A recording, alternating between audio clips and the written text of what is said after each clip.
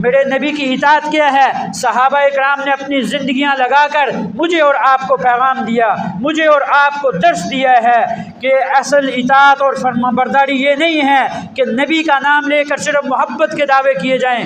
اصل اطاعت اور فرمانبرداری یہ ہے نبی جو پیغام لے کر آئے ہیں، نبی جو منشور لے کر آئے ہیں، نبی جو دستور لے کر آئے ہیں اور جو آپ دعوت لے کر آئے ہیں، اس دعوت کو ہم اپنائیں، اپنی زندگیوں کے اندر لائیں اور اپنے بچوں کو، اپنی اولاد کو اور اپنے رشتہ داروں کو بتائیں میرے نبی کی یہ سیرت ہے، میرے نبی کا یہ پیغام ہے اور میرے نبی کا یہ منشور اور میرے نبی کا یہ دستور ہے۔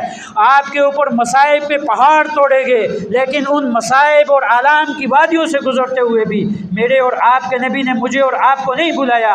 وہ اونٹنی کے اوپر بیٹھ کر 6 گھنٹے میرے اور آپ کے لیے دعا کرتے ہیں۔ حضرت علی المرتضیٰ فرماتے ہیں آپ کا آخری وقت ہے، آپ کے لب مبارک ہل رہے تھے، میں نے کانوں کو قریب لگا کر سنا، آپ ارشاد فرما رہے تھے اللہم اغفر لامتی، اللہم اغفر لامتی، یا اللہ میری اس گناہگار امت کو معاف فرما، یا اللہ میری اس گناہگار امت کو معاف فرما۔ اور ایک روایت کے اندر آتا ہے کل قیامت کا دن ہوگا، تمام انبیاء جمع ہوں گے، قیامت تک آنے والی تمام انسانیت وہاں پر موجود ہوگی۔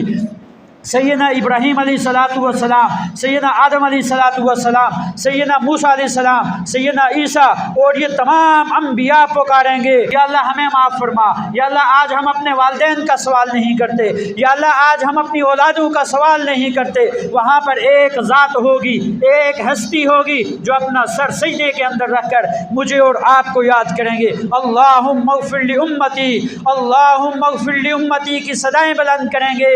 میرے اور آپ کے نبی وہاں مجھے اور آپ کو نہیں چھوڑیں گے۔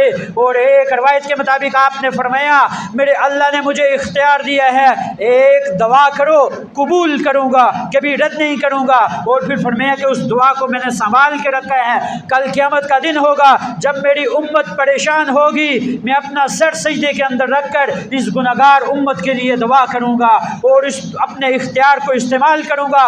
اور میرے اللہ نے مجھے بتایا ہے اور مجھے کہا ہے میرے محبوب تجھے راضی کروں گا۔ اور پھر میرے نبی نے ارشاد فرمایا میں اپنے رب سے اس وقت تک راضی نہیں ہوں گا جب تک میرا ایک امتی جہنم سے نکل کر جنت کے اندر جانے والا نہ بن جائے۔ ایک امتی بھی اگر جہنم کے اندر ہوگا میں اپنے رب سے راضی نہیں ہوں گا۔ لیکن قرآن کا منشور، قرآن کا پیغام ہمیں یہ بتاتا ہے، آپ کی زندگی اور آپ کا منشور اور دستور ہمیں یہ بتاتا ہے، آپ نے جو آپ دعوت صحابہ کو دی اور صحابہ نے اس کو اپنایا تو اللہ تعالیٰ نے ان کے لیے کامیابی کے سرٹیفکیٹ جاری کیے ہیں۔ تو میرے بھائیو آج یہ جو امت ہے جس کے بارے میں میرے اور آپ کے نبی نے فرمایا تھا جو مجھے دیکھ کر میرے اور دیکھے، جو میرے اوپر ایمان لائیں گے، میری سنتوں کو اپنائیں گے، میرے طریقوں پر چلیں گے، ان کے لیے 2 خوشخبریاں ہیں۔ میرے اور آپ کے لیے اللہ کے نبی کی زبان سے 2 خوشخبریوں کی بشارت ہے۔ ہم وہ خوش قسمت لوگ ہیں اور ہم اس پر رب کا شکر ادا کرتے ہیں۔ بلا مانگے، بغیر مانگے اللہ تعالیٰ نے ہمیں آپ صلی اللہ تعالیٰ علیہ وسلم کی امت سے پیدا کیا ہے اور ہمارا یہ ایمان ہے کل قیامت کا دن ہوگا میرے اور آپ کے نبی میری اور آپ کی سفارش کریں گے۔ تو میرے بھائیو کہیں ہمارا شمار بھی ان لوگوں کے اندر نہ ہو کہ جن سے میرے اور آپ کے نبی منہ موڑ لیں۔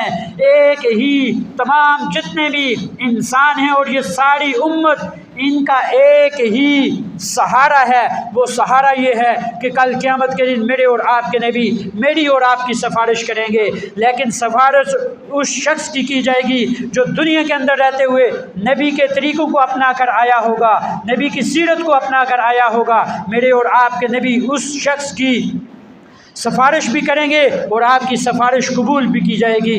باقی میرا اللہ جس کو چاہے معاف کر دے، اس سے کوئی پوچھنے والا نہیں ہے۔